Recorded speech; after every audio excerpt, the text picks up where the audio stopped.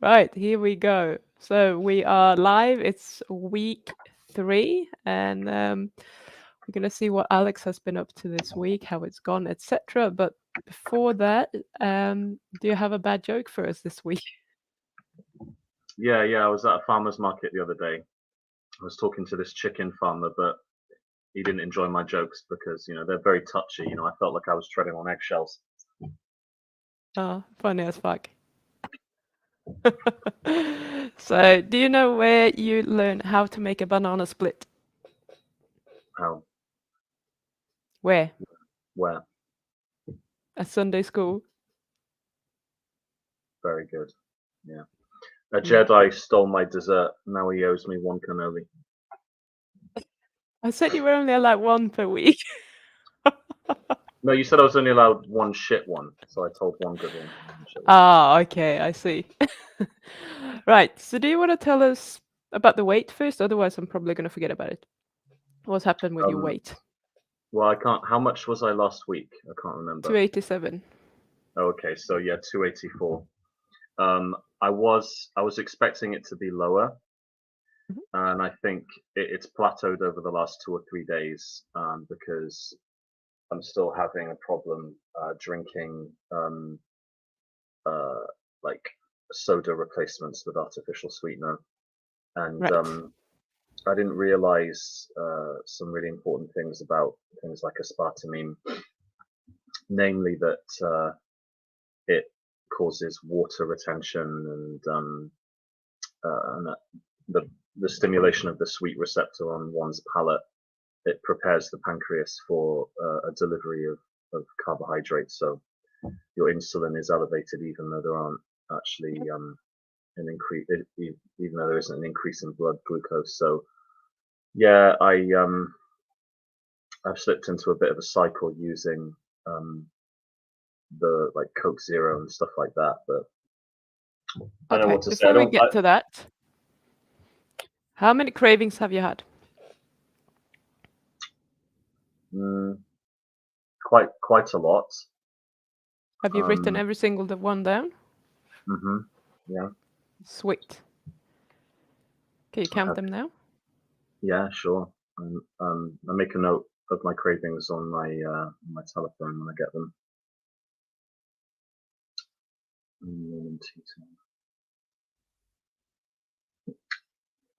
Yeah.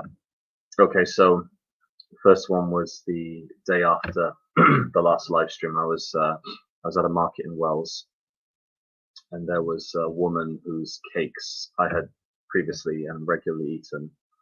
So I picked up a few for my friend Emily, and as I was buying them, I could hear a voice in my head, sort of rationalizing buying one for myself. Um, and yeah, the excuses were to do with culture and enjoying social habits. And then I started to, it really kind of ramped up the rationalizing. It started trying to make me feel like I was going to lose something that made my life a lot more culturally rich. Um, and I started to think like, oh, I'm never going to be able to go to a market and buy confectionery or patisserie ever again, and that's previously been one of my greatest pleasures in life. So yeah, my own mind was trying to create a narrative that would make me quite emotional actually, and and then cave in. But I didn't. I bought the cakes for my friends and then just So can I just gave point them out to them. that you did just that you thought that you wouldn't be able to do? You went to the market and bought stuff. Mm. So what Yeah, about just yeah. enjoying the experience of doing that? You don't have to eat it. Mm.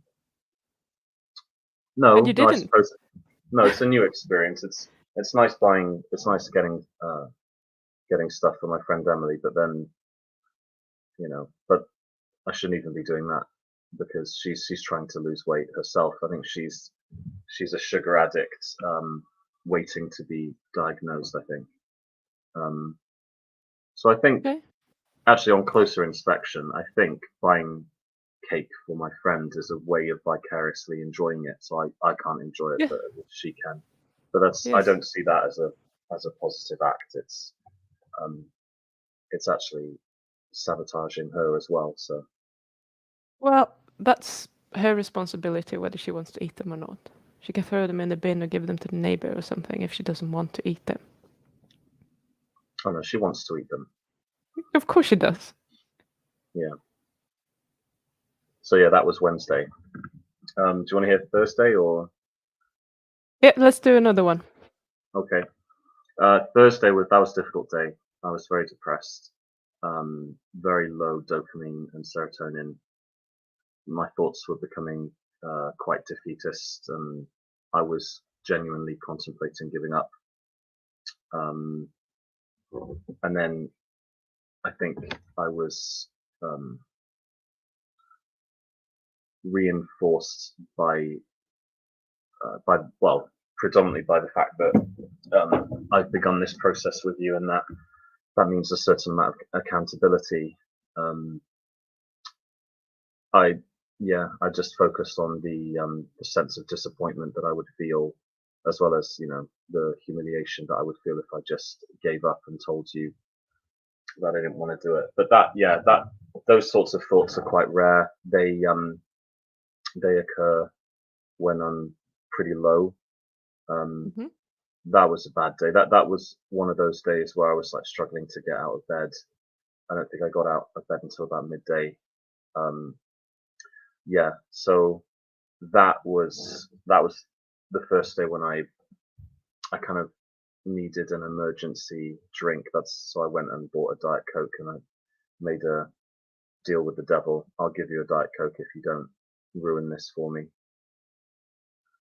Okay, so that's where I want to stop.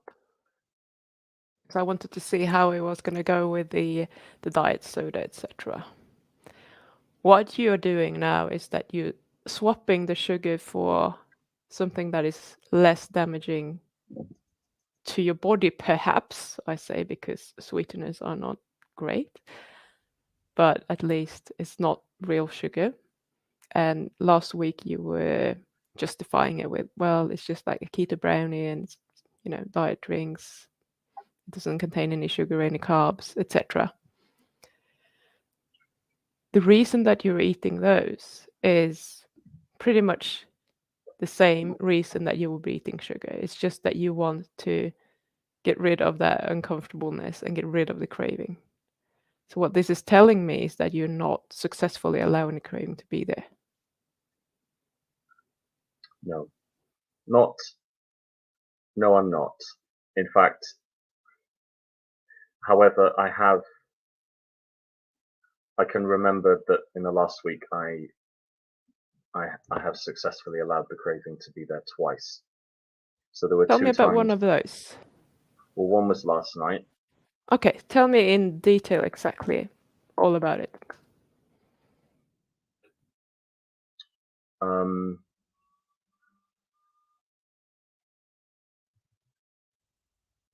well, What was the trigger?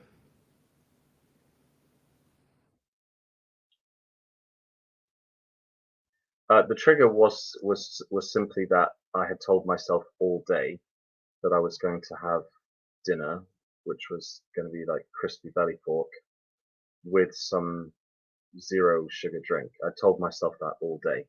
I'd almost planned it because I think by that time I'd normalized it. But instead, I was just looking at I was watching videos of rollerblading on YouTube, and so many hours elapsed.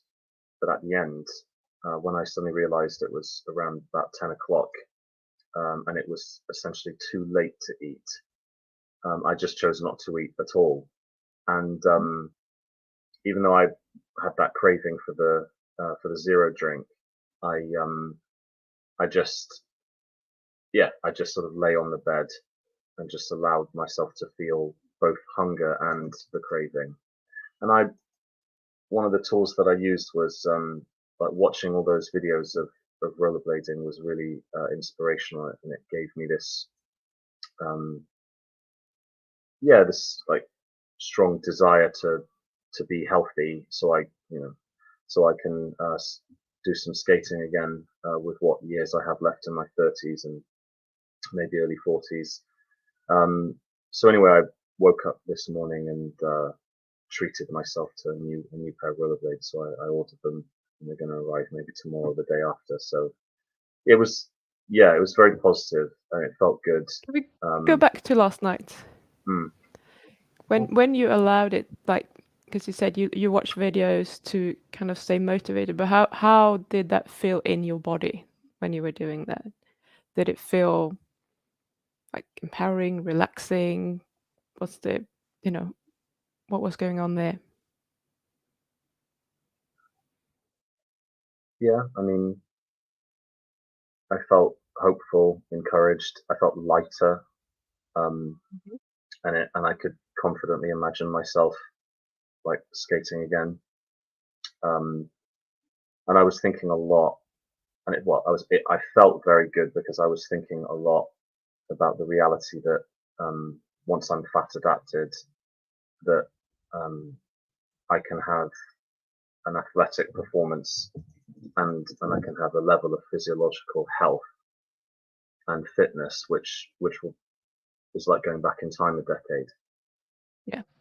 And that was really encouraging. So I was saying to myself a lot last night, if I go carnivore, I can be like 26 again, even though I'm 36. I can have that recovery, slimness, bone density, muscle mass, all of it. So it was a difficult week, and I did drink a lot of those zero drinks, but I didn't last night, and I felt very positive last night, very very encouraged. But there were only two times that I managed to sit with the craving, and the other times I Yeah, but we can behaved use this one. impulsively. So I wanted to really think really hard about how that felt in your body, because the way that you can recreate a feeling is by knowing what it feels like in your body.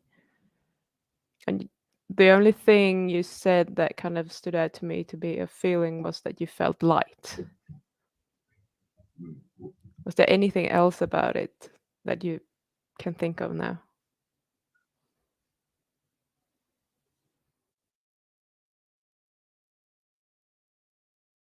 Well,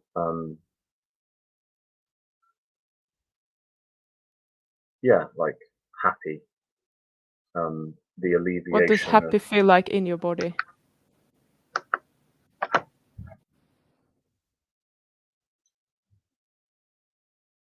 it's relaxed, and it's like relaxation and being present. It's like it's like the in this context it's the absence of that nervous energy which acts as like a magnet between me and the things on which I binge. So it's like a relief. It's like it's a huge buzzword, isn't it? But I don't like using this word, has been Well, I abused. could ask you again, like, what does relief feel like in your body? I'm talking about the physical sensations now. That's what I'm after, because those are the ones that you can recreate. The others are just words that I will don't feel know. different for I don't different know, people. Pim. I am one of the worst people on planet Earth I for know, I volunteer for that. I'm stuck in my head all the time, and I don't I haven't developed the linguistic capacity to describe with words how I feel, because I don't do it. I am sort of stuck up here, and But that's I what don't you know. need to do. Like, light is one thing, relaxed. Does it feel, where do you feel it? Well, the center, the two centers for craving and anxiety, like where the energy No. I want to know where you felt it last night when you successfully allowed the craving. Well, I was going to get to that. Okay, I thought you were going to tell me No, about no, the no, craving. No. no, Okay, no. go on then. No. The center for craving is always it's here, and it's the chest Yeah. here, and it's the neck, and it's the forehead. There's tension here, here, and here when I crave, and it felt like in those three areas um, that I was just free of tension. It was relaxed, it was calm, and yeah, I can only describe it in terms of the absence of the discomfort. So I suppose it felt comfortable. I felt comfortable in myself without having to Mm, go and drink the drink. right. Do you think that the next time you have a craving that you will be able to recreate this feeling in your body? Yeah, I mean, in a sense, I'm not a religious man, but it is partially about having faith and like waiting and um, and choosing to go against. I know that I can choose to go against the instinct to consume something sweet, and I can have something fatty and salty. And even though I'm not enjoying it as much in the moment, I know that that will give me quite a bit of relief. Um, You some can do that, but that is not allowing the craving because now you say, oh, I can do this instead to provide me with relief. So now you want to eat something different no, to get the sorry, forgive relief. me, forgive me. I was describing the moments when I'm hungry and it's time for lunch or time for Okay, breakfast, right. and I don't want to have fat. I don't want to have eggs and bacon, but if I get Yeah. it down me, it that protein obviously gives me some blood glucose spike, and it gives me some relief. I just have to like have some faith in the moment and just like believe in the food, and I always remind myself that just keep doing that, and then eventually the craving will be for that food rather than for the sugar. I mean, I'm assuming that that's what it's going to be like from the Um, 10. Yeah. maybe, maybe not. When you are having cravings, most of the time it's because of something like a trigger of some kind. I don't know exactly all your triggers, but a lot of the time those triggers obviously makes us feel really uncomfortable in some way and we want to get rid of that emotion. And that's why we want to go to that. It's very unlikely that you're going to be craving bacon and eggs at those times. Your brain is still going to want to go back to the sweet taste. So I don't want you to try and do everything nutritionally to get rid of the cravings. I want you to allow the cravings because that's the way that you can move forward from there and for you to never have any problems with those cravings again. Because if you're cheating and you're not actually learning this skill, they're going to come back and bite you in the ass one day. So that's why it's so important that you practice actually doing the allowing part. And I know that's also very uncomfortable, but that's going to be the key to your long-term success. You can use the protein and make sure that you're well fed so that it doesn't get overwhelming right now, etc. And that's fine. But I don't want you to use it as an instead of or to get rid of the cravings because long term it's not going to work. Does it make sense? It does, and it reminds me of the fact that like I'm still trying to change my outlook on this. I mean, I momentarily I can come to grips intellectually with what we're trying to achieve, but that I go back into an established mode which I've had for years now, where I don't look at it. I don't remember to look at it that way. I lose sight of the objective, which is to Yep. allow the cravings and to develop um, neurologically habit of allowing the cravings and then choosing to not eat sugar. And I Yeah, and I tell think myself wasn't this that all I'm sorry, I just wanted to say, and yeah, go on. I tell myself mistakenly that the objective is just to get to the end of the day without eating sugar, but it's not. No, I think this was exactly your homework, the week one, to only focus on allowing the cravings. That's all I'm asking you to do. I don't care right now if you're giving in to the craving. I don't care if you're trying and failing.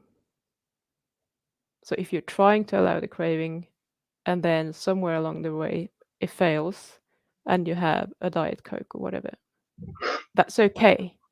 But when you're not trying or if you're resisting and have a Diet Coke, you haven't really learned anything. So that's the difference, and that's where your focus will need to be.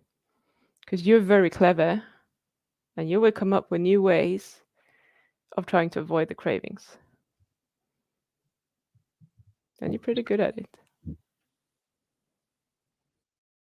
You have a really good brain that will just like, yeah, but we can do this. And then we can do that. And we don't have to deal with that bullshit. And it's great. It's the cravings are like the cravings are connected to things about myself which I don't want to see and feel. Yep. That's ultimately what's going on. Is the craving is inexorably tied to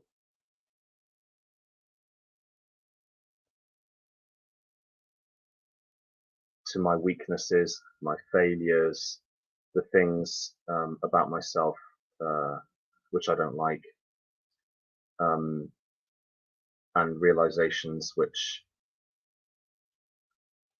I'm trying to very delicately allow into my life because I don't want to be overwhelmed uh, and frightened by the magnitude of the improvements I have to undertake to get my life on track. And and I am trying to manage a lot at the moment, and I am doing well comparatively to a year ago or 2 years Yep. ago. Um, but that still doesn't mean that I don't have to push myself and learn. Um, but let's just say that my brain is as impressive as you describe it. It's it's certainly it's certainly been weaponized against myself because Yeah.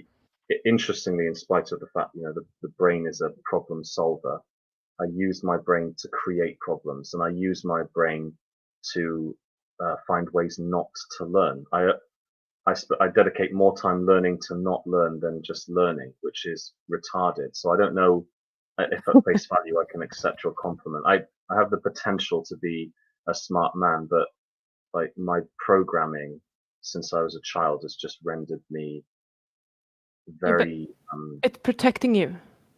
mm, This is new, this is scary. Things are coming up that you don't like, you don't want to have a look at it, and that's life threatening. Clearly. Why can't you see that? We need to go and hide. And that's a normal human brain. That's what they do. What you've been doing up until now has worked, so let's keep doing that. And it feels good. I think that's what it comes down to.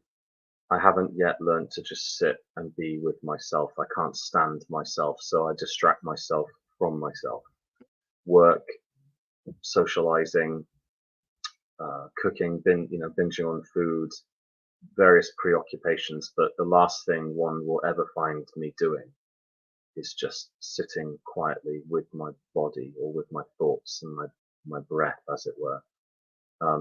There's always got to be some stimulus distracting me from that self-awareness, and allowing cravings is almost akin to a very delicate meditation, which is something that historically has made me very uncomfortable. Never been more uncomfortable than when I've been dragged along to like a meditation evening at a Buddhist center or something. I don't last longer than 2 or 3 weeks before I see and feel things that I don't want to, and I just don't return. So So this yeah, is a skill. Like, you have to practice it to get good at it. It's never going to be comfortable, because that's the whole idea of having uncomfortable feelings, is that they are uncomfortable. But you can learn how to do it. So my question would be, isn't it worth learning that skill to be able to just quit and get rid of that uncomfortableness and those compulsive cravings and then the self-loathing that follows? Isn't it worth actually doing that? yeah, yeah, it is. It's Because relief is on the other side of this uncomfortableness. yeah, indeed, indeed. I think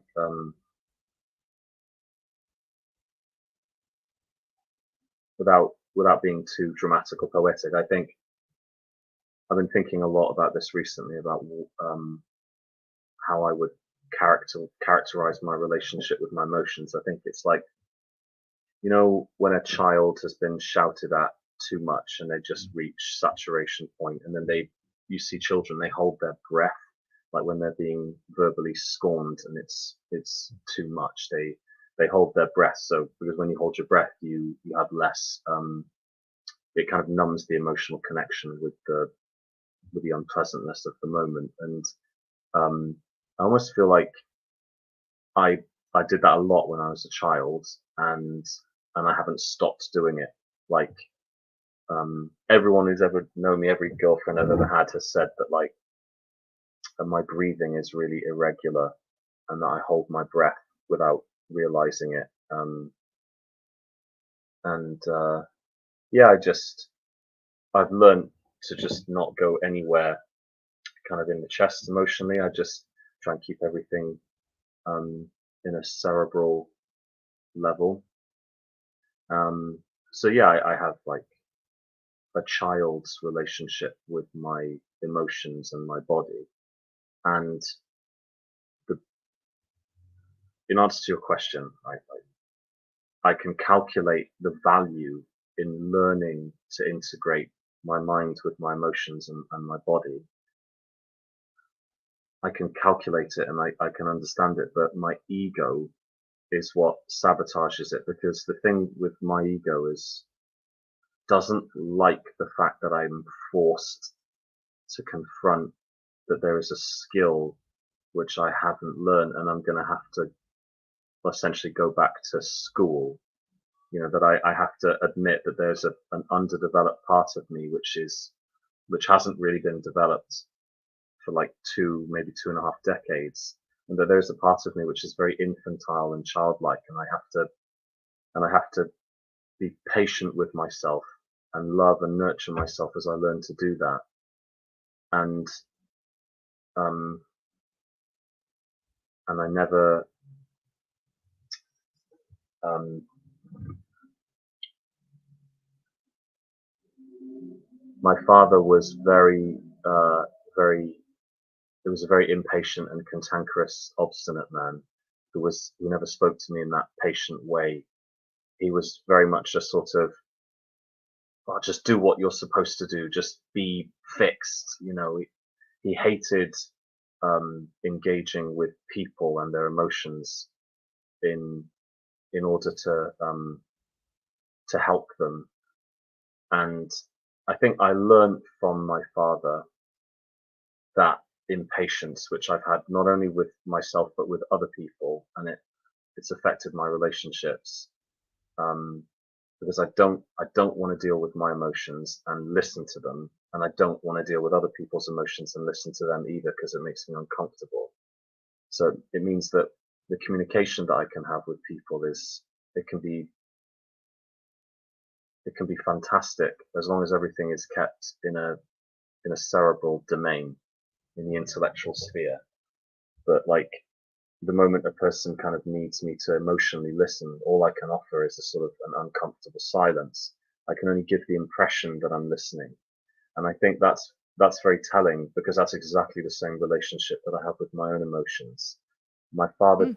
my father didn't listen to me or anyone, and he raised me to be the same. And now I have to deal with the fallout of that. Um, I am a You know, terrible a emotional good thing listener. is that you get to choose. You get to choose right now what you want to do.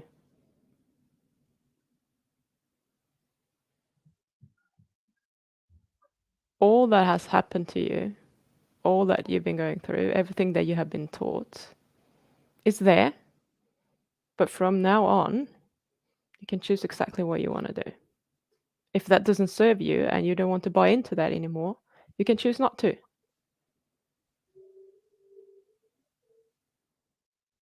And if you don't know how to, ask me. I'll help you.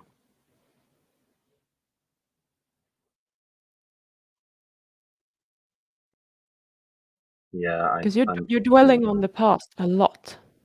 That's never going to help you. Coaching is always about moving forward, what you want to create in the future, where you want to go, how you want to think, how you want to behave, who you want to become. So if you get to choose, what would you change about you right now? One thing.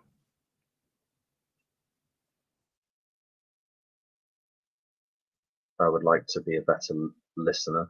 I'd like to learn to listen to other people more. Okay. Like make it all about them. Just remove the kind of self-obsessed, anxious part of my brain, which just can't shut up. Like when someone else is talking and you're waiting for them to finish so you can give your 2 cents or make it about you. That's the thing about myself I detest the most, and that I've wanted to change that for years because that that's something. It's a character flaw that I have um, that I've had for years, which really like So what would change this? training. Like I've got to train myself to do it. I know that there are courses out there, like people. There are, No, no, no. Let me stop you straight away. You're up here again. Yeah, I can get a course and do it. Someone will tell me what to do. So if you go down on an emotional level instead,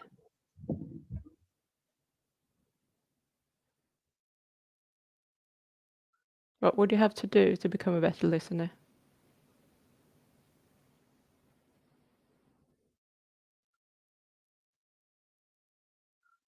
emotionally. Is You're that like, is that what the are you question? talking about? Yes. Well, well, I mean, being aware of the body, of the breath, like bring, that I've definitely I know what it feels like to just quieten the mind, and I know that one of the ways to do that is to just be more in one's body. Okay, Um, so let me help you here. Because it's still about what you need to do. I want to talk about what you need to feel. well, I mean, that making things about me, not listening to other people, being a poor communicator, it all stems from this anxiety, like I'm not enough. So I haven't said enough, must say more. I don't. This person doesn't recognize my significance, so I must assert my significance by saying more, by making more of an impression in this conversation. And it What if you all could let comes go of all of that? Why do you want to listen to other people? What's your motivation? because people are they're wonderful. They're the greatest thing in the world, and Uh-huh. I would be nothing without other people. Like I am. There's that song by Tool, Reflection, and Maynard James Keenan says, "The moon tells me a secret, as bright as I am. this light is not my own. A million light reflections pass over me. And it's like a poetic way of ridding oneself of the delusion of solipsism. You know, everyone thinks that they're the sun, that they're they're the origin of their own light, but they're not. We're all just reflecting light off of each other. So I want to recognize that more and more in my life. That the only reason, I mean, like the only reason I could say anything eloquent or useful about the carnivore diet is because of the community. Like without the community, I would be lost. I'd still be doing calories in, calories out, and killing Okay, myself. So let's stop, because I want to go back to what you just said about the reflecting light. This is where we are getting very close to it. So when you make other people feel good by connecting with them, by listening to them, they're going to automatically think that you're a much greater person because you see them and you hear what they're saying. So whenever I am in a coaching relationship or in a relationship with anyone, when I'm talking to someone, my focus is always on that person, serving that person, trying to make that person the center of my attention to benefit them. And if I successfully do that, you're going to think that I did a good job as a coach. If I'm here, I'm sitting here thinking, well, I want to ask him these clever questions because I'm such a bloody awesome coach and I want to showcase this and that. It's going to be all about me. And you're going to be mhm. like, well, she didn't actually listen to me. She just wanted to ask me some weird question that wasn't actually related to what we were talking about. That's not going to benefit anyone. I'm here for you, and I want to draw out in you what you have in there to help you get to where you want to be. And I'm doing that from a place of love. Like, I love every single one of my clients. I think they're all amazing human beings, even you, when you sit there and say that I'm worthless and I'm this and I'm that. I don't see that.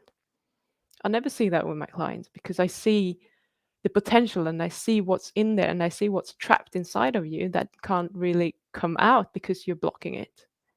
And I'm just the vehicle to try and help you get that out.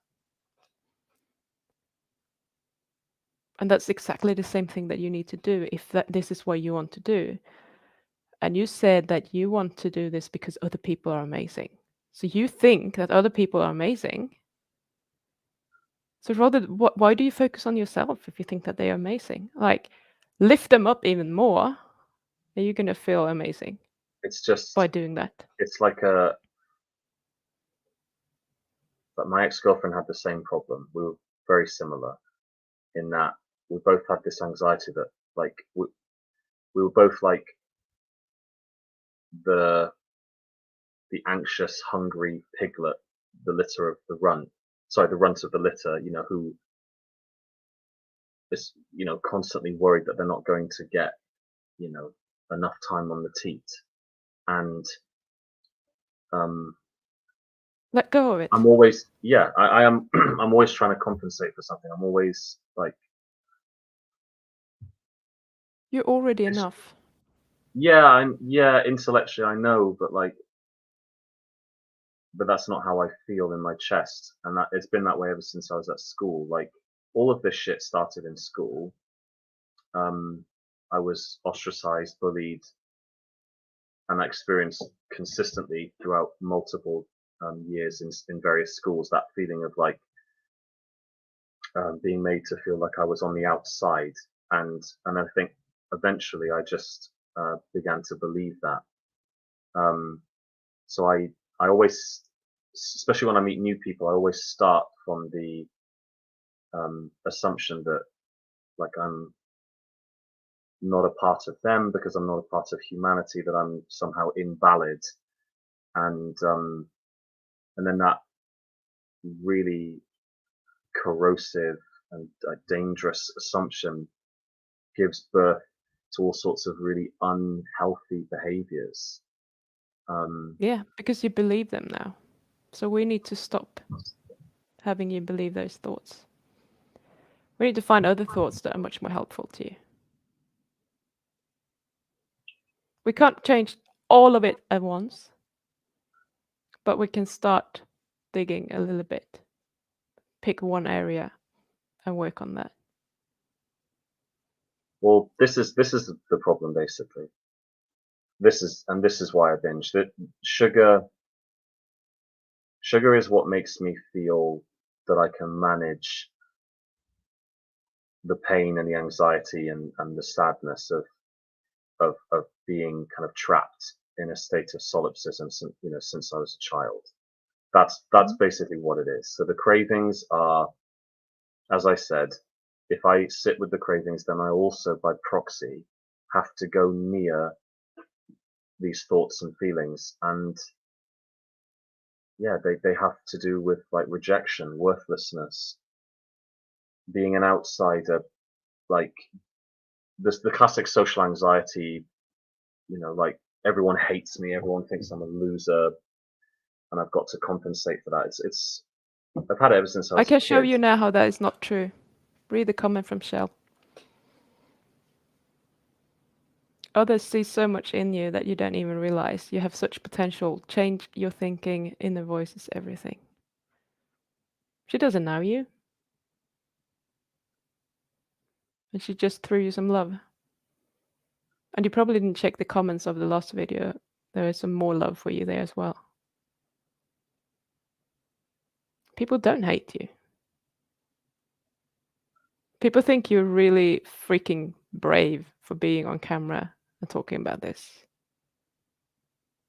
No, but it's not rational. I'm not saying that I know it's a thought that comes from an emotion.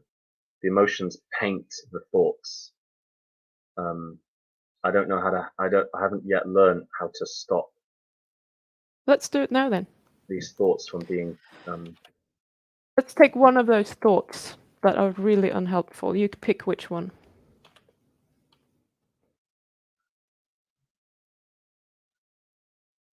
Well, a thought with which I've been suffering a lot is like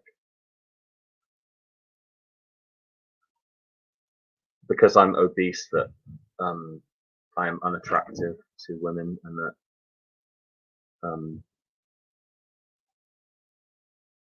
I would like to go a little bit deeper than that. I don't like that thought. I don't like it either, but because it's just about your appearance. And it's very easy to find evidence that that is not true.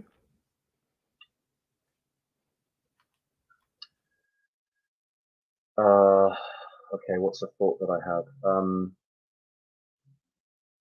Because even if you change that thought, and you don't think that you're unattractive because you're obese anymore, you're still going to hate yourself. So if we can kind of take another step down and get to something that is more impactful. Well, I don't know. It does impact me. I mean, like, I know, like for example, in 2009, I went on holiday and I lost loads of weight before I went on holiday, and even though I lost like 4 stone and was virtually in shape again, my self-image hadn't caught up with the reality. So I was walking around like I objectively looking well and healthy and fit in new clothes, but I was still like when I was talking to girls in Italy when I went on holiday, I was still like I still had that emotional programming of like, yes, oh, she thinks I'm ugly. You're going to be stuck with your brain. It's the brain that you need to change. You don't need to change your body. You don't need to change other people. You need to change your brain.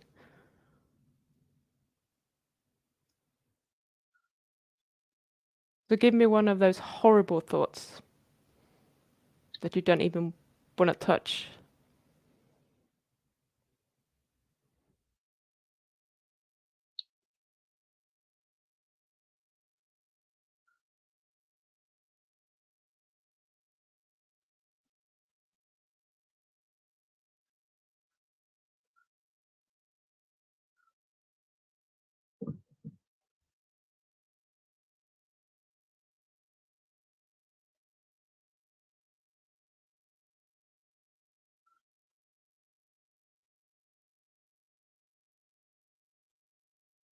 um,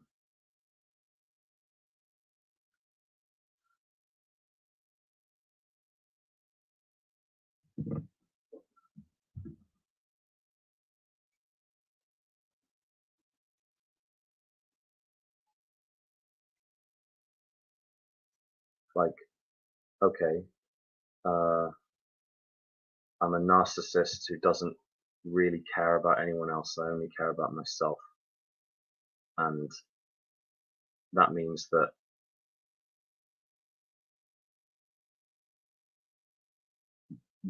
I will die having never formed genuine connections, only an imitation of connections. That Okay. thought haunts me regularly. Right.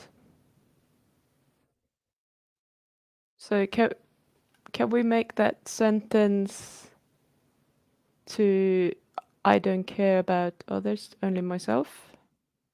Sure. I mean, we could even refine it further down and just simply say, I am selfish. Okay.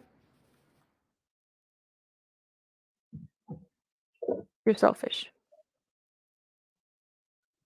Actually, I'm not sure I like that. Because selfishness is actually a good thing. If you don't take care of yourself, how are you ever going to take care of anyone else? So I think I Well, don't care about others is probably a better thought to use right now. And I can find something that you did or said today that showed me that you care about others. You said people are amazing. You bought your friend cupcakes. And those are just two things you said today. I know, but again, I don't know why you're responding to the statement as if I believe it. I know that it's rational. I guess what I'm trying to say is that the being an addict, being trapped in that cycle means I'm trapped in that I'm the little piglet who's not going to get what I need or what I want. So that causes like a hyper aggressive, entitled, cunning will within myself to get what I want. Now, yes, what I want thus far hasn't been to take care of myself. But if it's something I want that's there to serve the addict in me, like sugar, attention, or, you know, some sort of emotional energy from another person to make me feel better, to compensate for how insecure I am, I I can observe in myself that I develop entitled, arrogant, narcissistic behavior.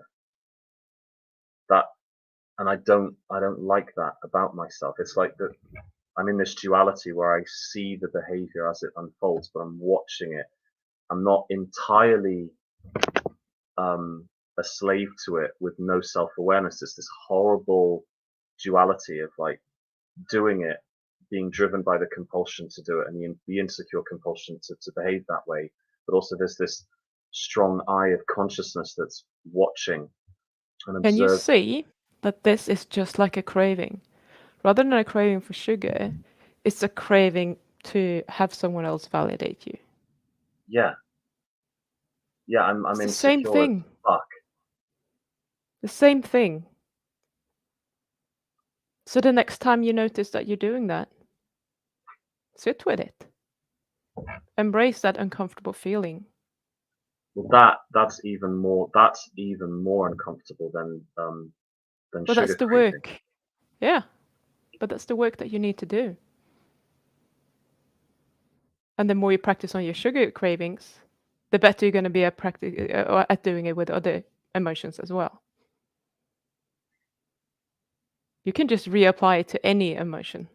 Some of them are going to be easy, some of them are going to be a lot worse.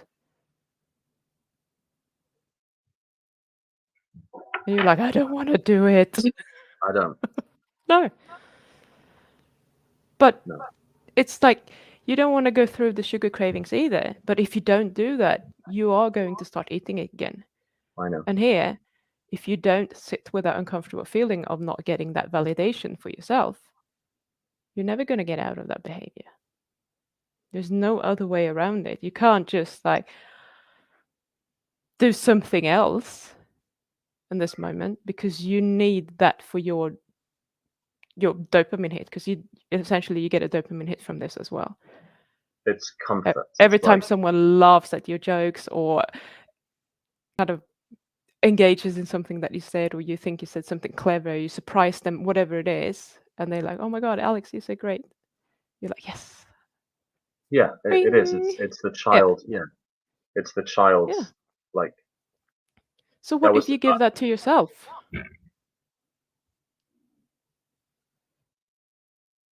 You're like, "I'm amazing because today I did whatever." I'm amazing because today I allowed one craving. well, I don't know how to do that because I've You spent did it last decades. night. Don't say you don't know how to. You do know how Well, to. well, okay. Yeah, there are glimpses of me being a father to myself. They're rare, but they do occur. Hmm? Um, and You encouraging just haven't myself. practiced enough. How long No, did it take you to learn to play the piano? I don't know, 9 or 10 years. Mm-hmm. And how much were you practicing? I don't know. I don't know. A lot. I can't remember. So, do you think that you can quit sugar and stop doing this narcissistic thing in 9 or 10 years? Yeah, Are you willing to let it take that long if that's what it takes? yeah. Are you? Really? Well, yeah. I mean, Well, I'm. it's a no-brainer then. I mean,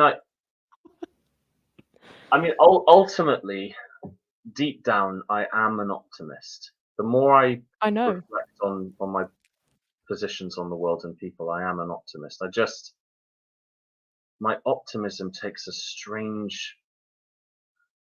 It's not. It's not utilized appropriately. It's almost like, I don't know. It's optimism for myself and the world, which I then destroy by being disappointed in myself and the world. So it's a sort of mercurial thing of like bipolar expectations of life, expecting Everyone is too like much that. and then expecting nothing. It You always have Yeah, two but voices. yeah, Blah, indeed, blah, blah, indeed. blah. I know, but the thing that makes a problem remarkable is the degree to which it occurs, not its uniqueness. Of course, I'm not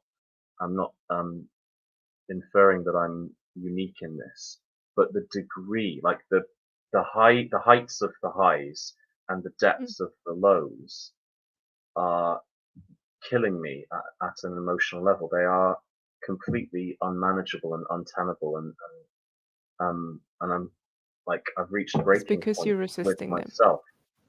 Say again. It's because you're resisting them and you don't want them to be there. Resisting what? The lows. You're like, I should not feel like this. This is horrible. I don't want this. Well, when I eat sugar, yeah. So what I want you to do this week, continue allowing your sugar cravings. When you feel like you're gonna do, I mean, I'm still all for you planning to have a Diet Coke or whatever if you want that. But whenever you feel like I really want one, I want you to allow that craving. And that's really important because I don't want your addiction to swap from sugar to, Coke Zero. I can't keep drinking them. They make me. This weird thing with carnivore. Like Bart was talking a couple of days ago about how after 90 days carnivore, he had half a bottle of gin with his mum. 21 days carnivore has actually made my stomach very sensitive.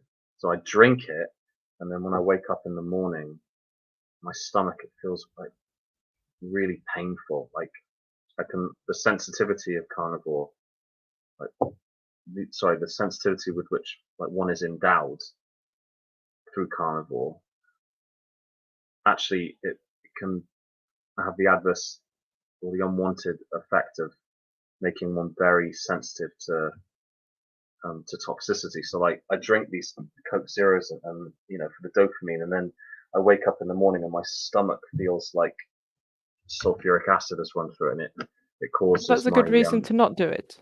yeah. But I No, still want you to work on the cravings. That's all I care about is the cravings. That you do sit with them. I know I'm just And fried. I know it will be okay.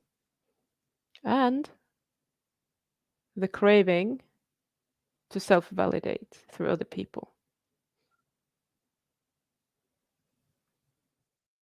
Whenever you have that, I want you to at least do it once. Write that down.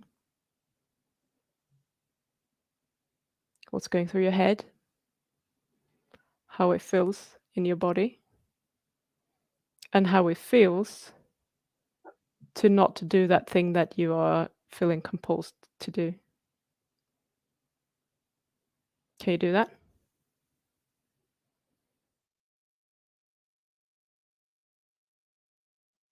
Yes. Just one.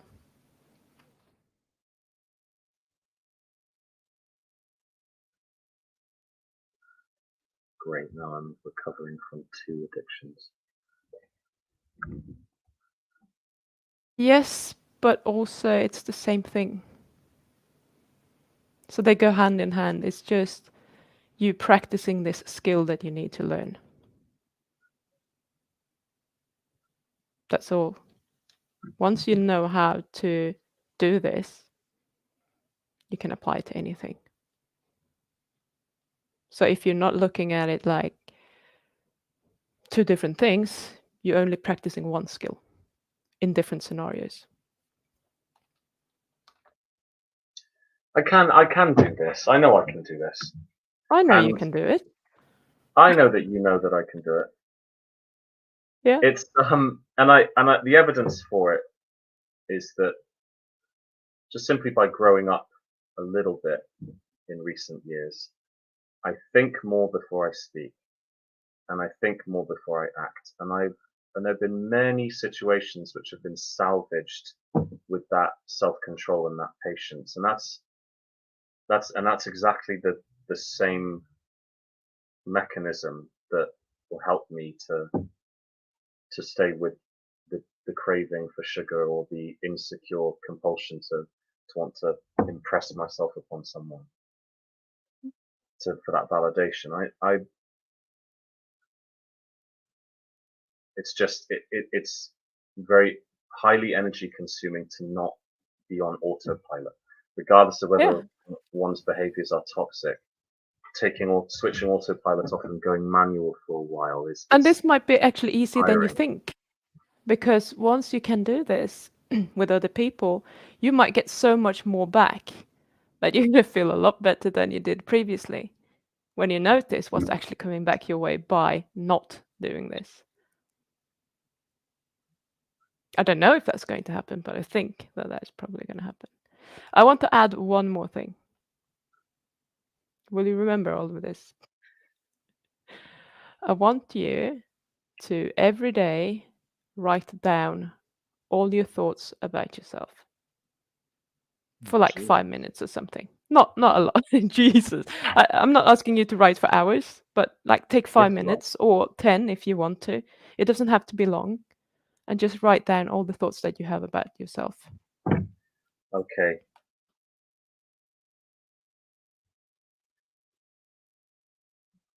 Okay. So sort of a summary.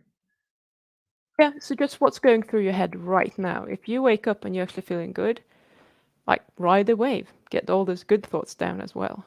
What you're going to notice probably is as soon as you have a good thought, you're going to get a bad thought to counteract that and try and disprove that. But that's okay. Just keep writing. I don't care what Okay. it says. And if you don't want to share it on camera, that's fine as well. I just wanted to do this. And if you want to share it on camera, even better, but that's up to you. Yeah, So just get fuck it down. let's do it. Yeah. Brain dump. Get it out of there because it's just It did out. tainting your yeah, it's tainting your head. And it's just like spinning around and around and around. And if you can just get it down on paper, I'm not saying that it will never come back, but that's a good thing. And then you can look at it like, okay, that bullshit was in my head. Okay. What were the other two things you want me to do? I'm just writing Allow them. cravings, sugar cravings, and allow at least one other craving where you're trying to validate yourself through someone else in whatever situation that is. Okay, so before we are finishing, I have a question for you. Did you do the YouTube video? No. Why not? Why not?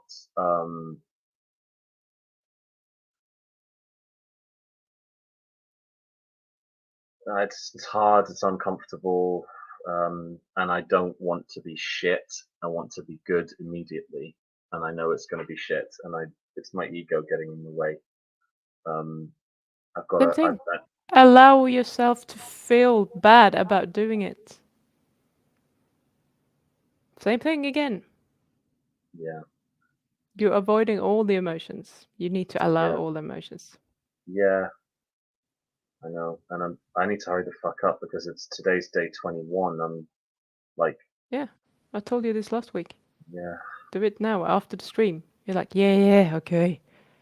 Well, you were very persuasive in the moment, but then my brain is more persuasive Of course after. it is.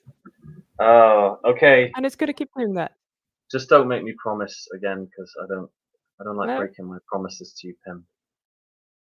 no, but you see that there is a pattern here, and it's always because you avoid feeling bad.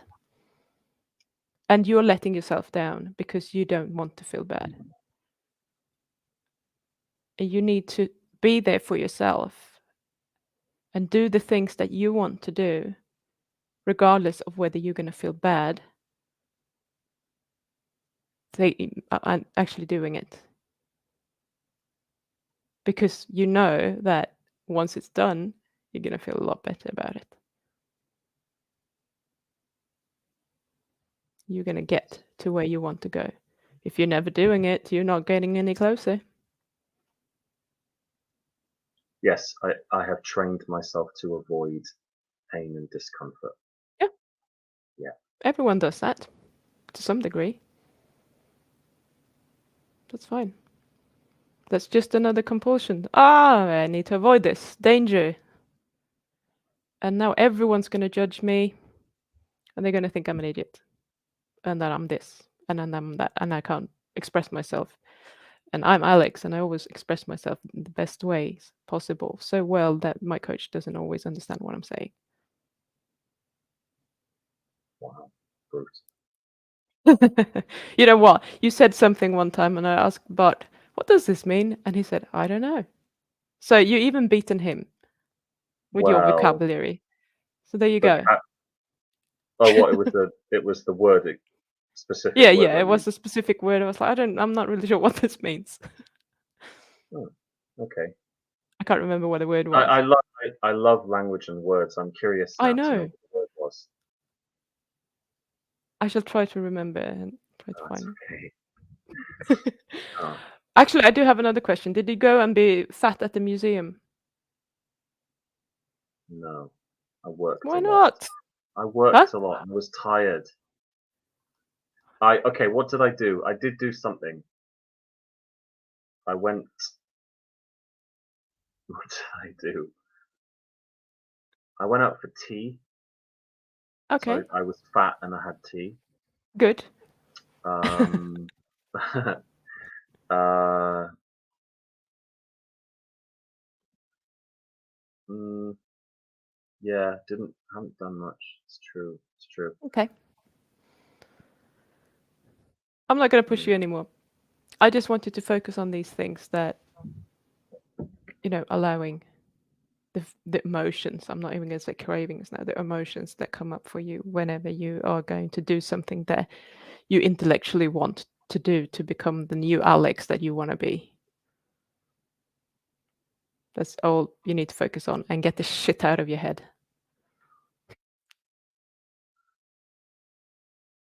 Right? Right. We're over time, so we're gonna wrap it up there. Sorry, I haven't been able to read all the comments and get them up on screen, but I do see a lot of supportive comments for you. You're not alone. And they're not saying this just because. I'm pretty sure they're saying it because they mean it. So I just want you to kind of pay attention to that people on YouTube, at least on my channel, are very supportive and they are very loving. And you do have support, and not just from me. There are the people that wish you well, that want you to do well. So what you can do is just go back and read some of these comments, because there are some good comments there that I can't scroll back through all of that, but worth reading for you, I think. I am humbled. Thank you. Thanks. Good. Thank you everyone for the comments. I shall enjoy reading them, and Good. and I'll reply to all of you. Awesome. Get I will involved. see you again next week. So thanks for being here. Thanks for watching. It's always fun to have you here, even if we don't have time to get all the comments up. But that's what it is. I'm focused on Alex for now. So see ya. Thanks, Pim.